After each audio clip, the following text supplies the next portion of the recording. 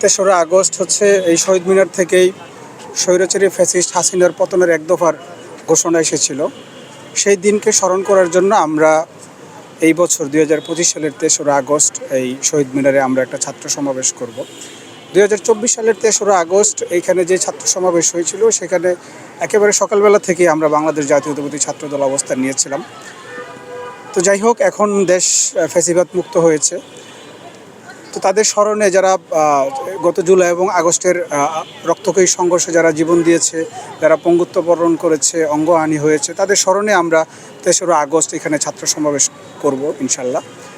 আমাদের ছাত্র সমাবেশে প্রধান অতিথি হিসেবে উপস্থিত থাকবেন আমাদের বাংলাদেশ জাতীয়তাবাদী ছাত্রদলের সাংগঠনিক অভিভাবক দেশনায়ক জনাব তারেক রহমান।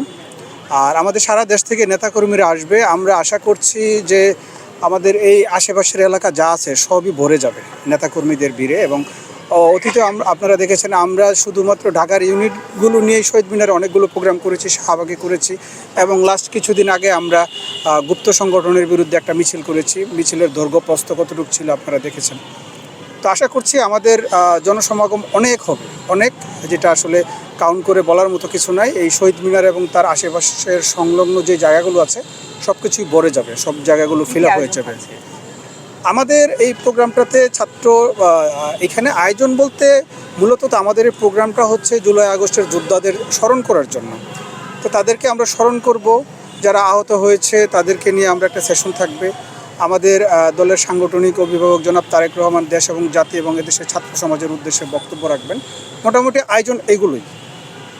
গতানুগতিক যে প্রোগ্রামগুলো হয় তার বাইরে আমাদের কিছু আয়োজন থাকবে, সেগুলো আমরা পরবর্তীতে জানাবো আপনার। শহীদ মিনারের প্রোগ্রাম যেরকম হয়, শহীদ মিনারে তো কোনো প্রোগ্রামেই আপনার হচ্ছে মঞ্চ হয় না, আমরা বেদিটাকে মঞ্চ হিসাবে ইউজ করি। আরেকটা বিষয় হচ্ছে আমাদের দলের সাংগঠনিক অভিভাবক জনাব তারেক রহমান যেহেতু যুক্ত হবেন, সেক্ষেত্রে ভার্চুয়ালি যুক্ত হলে এখানে মনিটর এবং স্ক্রিন সংযুক্ত করা হবে, সাউন্ড সিস্টেম যোগ করা হবে। এটা বাড়তি সংযোজন হিসাবে এটুকুই থাকবে।